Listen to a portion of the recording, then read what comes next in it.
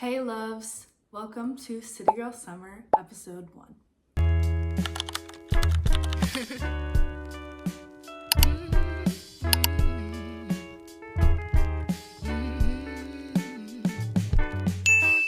Shut those weary eyes. Hey loves, how are we doing today? I'm Daniela Nobles for any new people here, and I talk all things books, writing, and God. Before we jump into today's topic, I would just like to say thank you for everything that's been happening. Thank you for the sweet comments, for the subscribers, and literally for the growth. I did not realize I was going to receive this early. It's really crazy to me, and I would just like to say thank you, and I really appreciate everything you guys have done for me. Also, it is a little rainy this Toronto day, so that's why we're inside. I would also just like to say I realize how blessed I am to be able to travel and how it's a privilege. So part of the reason we're doing City Girl Summers for you guys, if you can't travel, hopefully you can live vicariously through me. So we're not just going to be doing some writing and reading stuff, we're also going to be doing some like Toronto-y, travel-y stuff. So I would just like to say thank you guys for all of that. This first episode is about coming up with ideas. We're starting from the beginning with this, and we're going to talk about coming up with a good idea to write about. And I think that's really like a hard thing to do, because for me, it just kind of came to me, but I'm going to be showing you guys my process, and hopefully from that, you can kind of figure out what I did and try to replicate it if your way doesn't really work, or you can see what parts I'm doing. I think every writer has a different way. So I'm gonna tell you guys mine. Okay, so the two ways I come up with ideas best are based off themes and senses. Let me pull that back. No matter what it is, I want you guys to keep a journal or like a notes page on your notes app or whatever of all your ideas. I actually have both. I have ideas in notes app. My app, I have a whole notebook of ideas. Let me go get that. Okay, so I have voice memos that I keep for like ideas if I don't know how to like exactly word it at that point of time. And then I have the notes on like my notes app on my phone that like I'm not super in love with. I could change a little bit and like I just thought of randomly. And then I have my notebook. Make it cute. I got this a little while back, but I have my favorite ideas in here. Can't show you guys too closely. Really, even if it's just a line, like an idea for a line or an idea for a character or like a whole book idea, just keep it in there. And I literally have multiple different pages for each. So for one of them, so for like lines that need to be used, I have like a ton of like really good lines, ideas, scene ideas. And then if I have a book idea, I just kind of state it. And then if I want to elaborate on it, I'll take those next pages and like do that. And what I always do is when I have a finalized idea, I take another notebook and I put everything in it. So this is the notebook for the book I'm writing in Toronto. You can also do this on your computer or whatever, as long as you have a designated place to put all this. So my contact info there, I have like references from the stuff I'm gonna use, like reference in it. I have like layouts of all the places named. So this is where you can really go deep with an idea that you know you're going to spend time and energy writing, right? And that's more of just like oh, I thought this would be really cute, but I have no idea where it's gonna go into. So now that we've talked about like the organization of it all, we're gonna talk a little bit about actually how to come up with an idea, because that doesn't matter if you don't have an idea. Like I kind of said before, I have them based off of themes and senses. So I'll go in them in like the order that I did them. So for senses, like not even just senses, but I'm gonna rename this as experiences. My first book I ever wrote was based off an experience of where we were driving to a town that we used to visit all the time. And there were a ton of little motels, and one of them I remember I would always look at, and in between the drive there and the drive back, it burned down. And I was always so fascinated by this place. And with that, I kind of structured my fictional recollection of like what actually happened. It doesn't even have to be that big. You can be inspired by a place, you can be inspired by a person, you can be inspired by something that you've been through, but even you can be inspired by like TV show. Like, okay, if you saw the Barbie movie, whatever, you could look at that and get inspired by a little piece and then take it way, way off. Part of where all the Barbies who are women have these prestigious jobs like presidents and congresswoman and all these things. Like, you could start thinking, well, why don't we have that? Why isn't that in our world and just in the Barbie movie? And then you can maybe be like, well, how would we start to form that?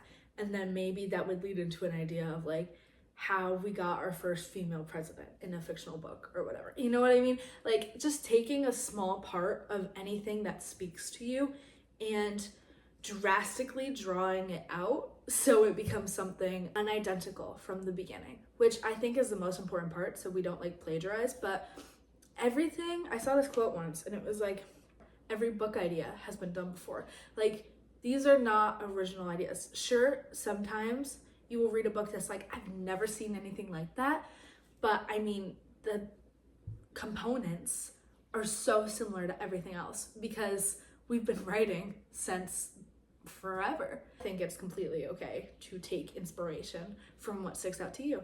Also, for sights, nature, if you see something different that stands out to you, go for it. Or like for poetry too, like a whole big field of flowers and one flower in the middle is different. Like, just random stuff that speaks to you, it speaks to you for a reason. And only you as a writer can see that reason and think maybe people need to see this in a different way.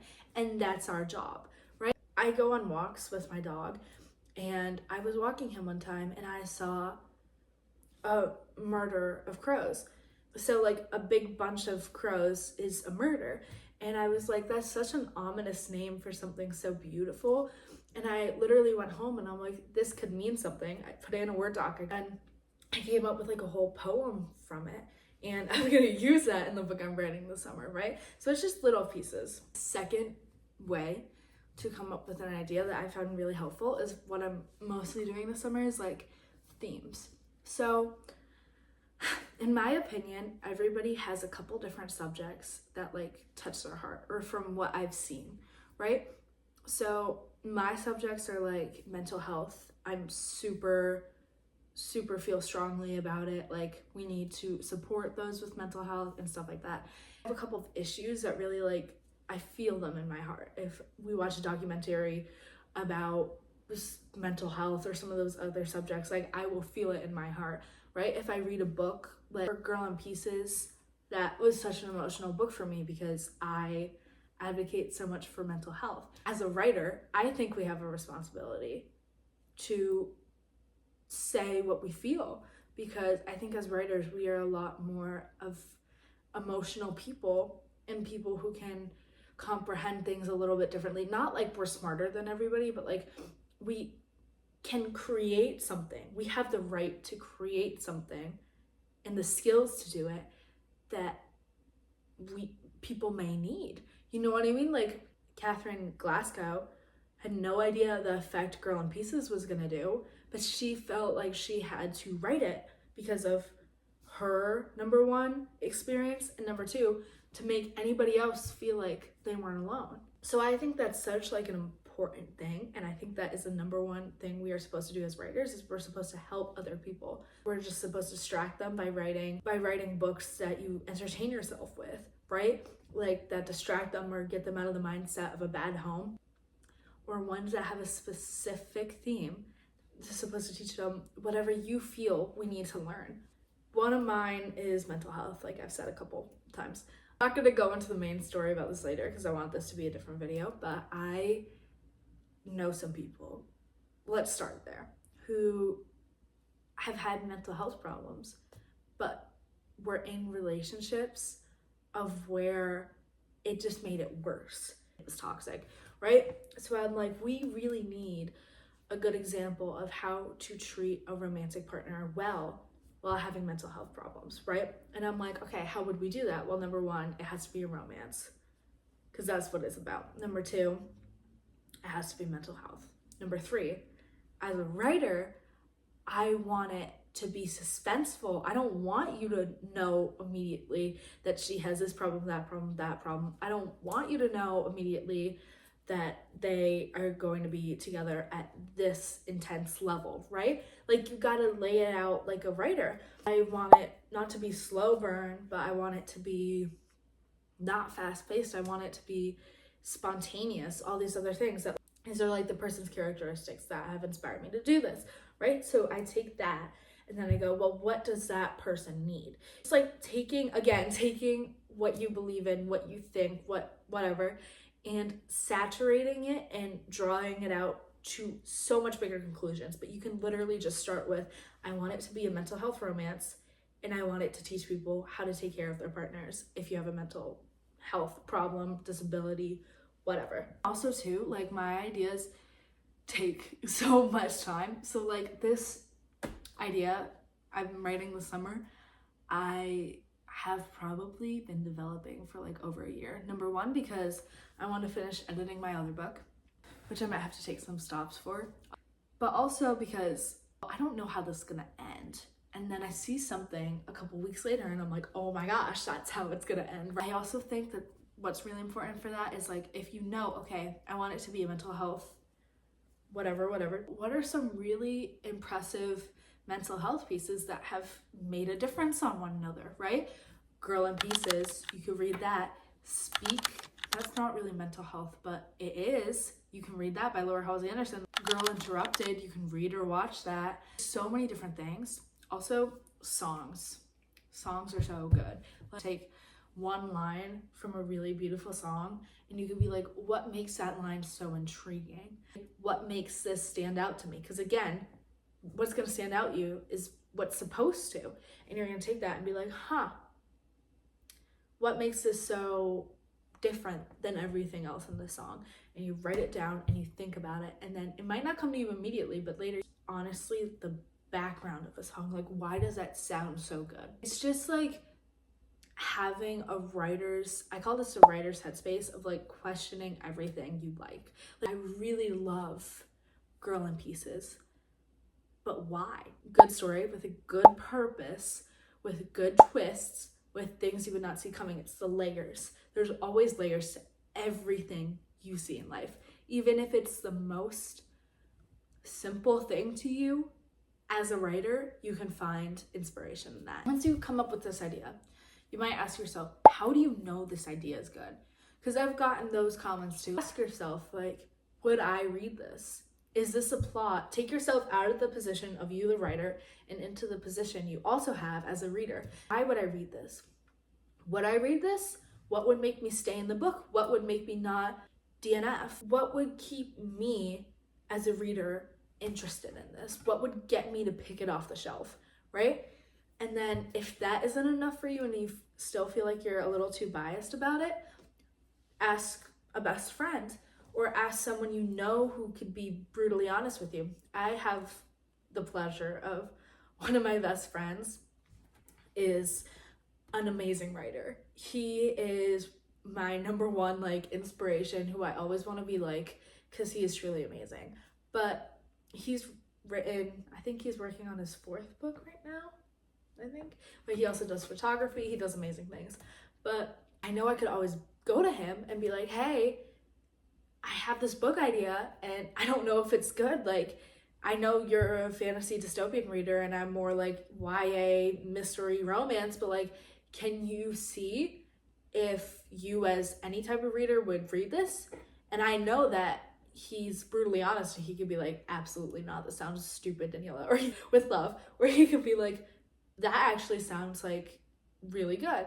And he's done that for me before, and I think you just need that support system. Or even a teacher. I went to so many different teachers while I was developing my first book, and they would teach me stuff that I would not know yet, because I started writing in 8th grade. They would teach me writing stuff that the school doesn't think you need to know yet, but as a writer, kind of do. So I think just having that like environment, I think that's the best way to be truthful to yourself. Really just think like having that community and having those people who will be honest with you is your key to knowing that.